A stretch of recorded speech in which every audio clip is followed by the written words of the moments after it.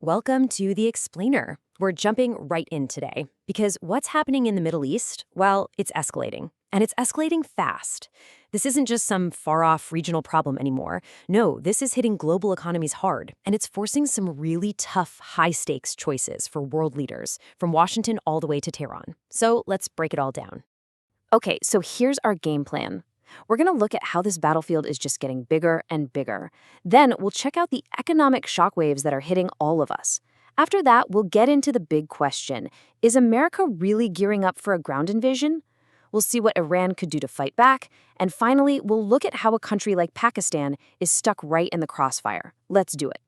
And this is it, isn't it? The question on everyone's mind. Talks or ground invasion? What kicked off as a regional fight is now on the verge of blowing up into something way, way bigger. The whole world is holding its breath, waiting to see what happens next. All right, first things first, we need to understand how this thing is spreading like wildfire. It's not a simple two-sided fight anymore, not by a long shot. It's become this tangled web of new players jumping in and these tit-for-tat strikes that are just getting more and more intense. So who's in the ring now? Well, the list is getting long. You've got Yemen's Houthi rebels, and they're launching attacks on southern Israel. Hezbollah is in the mix, fully engaged. But it's not just local either. We're hearing Russia is actually feeding satellite intelligence to Iran. And the direct hits are escalating. Iran's already attacked the Prince Sultan Air Base over in Saudi Arabia, and that injured 15 U.S. soldiers. In return, the U.S. and Israel have gone after Iran's steel and heavy water facilities. It's getting messy. And Iran's response to getting its industrial sites hit? It's classic eye for an eye. They've turned around and targeted similar aluminum and steel plants in Bahrain and the UAE. The message is crystal clear. You hit our economy, we're going to hit yours right back. Okay, so let's shift gears and talk about the money, because this isn't just happening over there. The economic shockwaves are hitting home for a lot of us. We're talking about everything from the gas in your car to, believe it or not, the tea in your cup. Just look at this number, 10 million. That's 10 million barrels of oil that the world is short every single day. I mean, that's just a staggering figure. This isn't some tiny blip. It's a gigantic hole blown in the side of the global energy market, big enough to sink entire economies. And if you think that number sounds big, well, let's put it into perspective. Remember the 1973 oil crisis, the one that caused chaos, long gas lines, and changed the world economy for years? Today's shortage is double that. Double. We are absolutely in uncharted waters here. And yeah, this goes way beyond oil. It's a total bottleneck. Right now, there are 2,000 ships just stuck. And what's on them? A third of the world's helium supply. You know, the stuff we need for MRIs and other high-tech medical gear. 30% of the world's fertilizer is just sitting there, which is a huge deal for food supplies. Heck, there are 8,000 tons of tea stranded at ports in Kenya. And you're feeling it directly. U.S. gas prices, they're up a full $1 a gallon in just the last month. This is real. So the global economy is on shaky ground. What's the next play? That brings us to the elephant in the room. Is the U.S. actually getting ready to go from airstrikes to putting boots on the ground? Are we talking about a ground invasion?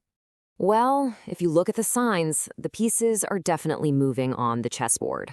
The USS Truman, a massive aircraft carrier, is being redeployed to the Gulf. The 82nd Airborne Division, they've been mobilized. And then there's the money. The U.S. War Secretary just asked for an extra $200 billion in funding. Let me tell you, you don't ask for that kind of cash if you're planning on winding things down. And look, this isn't just us reading the tea leaves. The Washington Post is reporting that, and I'm quoting here, weeks of ground operation is being planned in Iran. When a paper like that says something so specific, it tells you this is way past the what-if stage. This is active planning.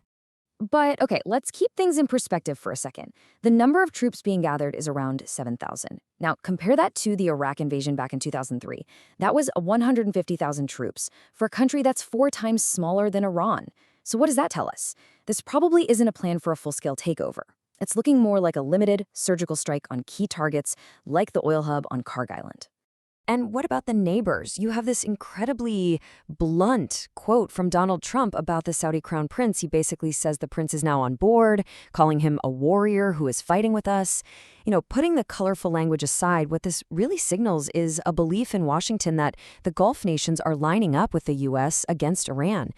They see a chance to really shake up the balance of power in the region for good. Okay, so let's flip the script. If the U.S. does invade, what's Iran's move? You can bet they have a plan. And that plan is all about causing as much global chaos as possible to hit back. Iran's playbook is all about controlling the choke points. So, step 1, they'd probably hit key ports in Saudi Arabia and the UAE. Step 2, they'd get their Houthi allies to shut down the Bab el-Mandeb Strait. That's the tiny passage at the bottom of the Red Sea. Now, why does that matter? Because if you do that, step 3, the Suez Canal basically becomes useless for any ships going between Asia and Europe. The result? Step 4, every one of those ships now has to go all the way around Africa. We're talking an extra 20 days and just insane costs added to global shipping. And then there's the nuclear option, Iran's ultimate ace in the hole. They could just walk away from the non-proliferation treaty. No more inspectors, no more rules. They could just come out and say, we're building a bomb. And if that happens, well, that changes the game completely for everyone. Finally, let's turn our attention to Pakistan. Talk about being caught between a rock and a hard place. They're trying to walk this incredibly dangerous tightrope with massive powers pulling on them from every direction. Just think about Pakistan's dilemma. On one hand, a huge chunk of their economy relies on money sent home from workers in the Gulf nations. On the other, they share a long, sensitive border with Iran and have a huge Shia population. At the same time, they're counting on financial aid from the US and the IMF. You see the problem? They're getting squeezed from all sides. The only way out for them is for everyone to just cool down. Because if they're forced to pick a side, it's an impossible choice. You know, when you see a conflict like this, one that's already cost thousands of lives, a quote like this from Nietzsche just hits you. All great things are drenched in blood. It's a really stark reminder, isn't it? That these massive shifts in global power often come at a terrifyingly high human cost.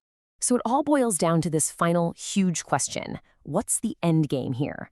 If Iran manages to ride this out and the US backs down, Iran could emerge as the major power in the Middle East. That's one future. But if America goes all in with an invasion, that could be the first domino in a chain reaction that leads to a new world war. So an Iranian victory or a world war. What's the ultimate price of this conflict? And who, at the end of the day, is going to be the one to pay it?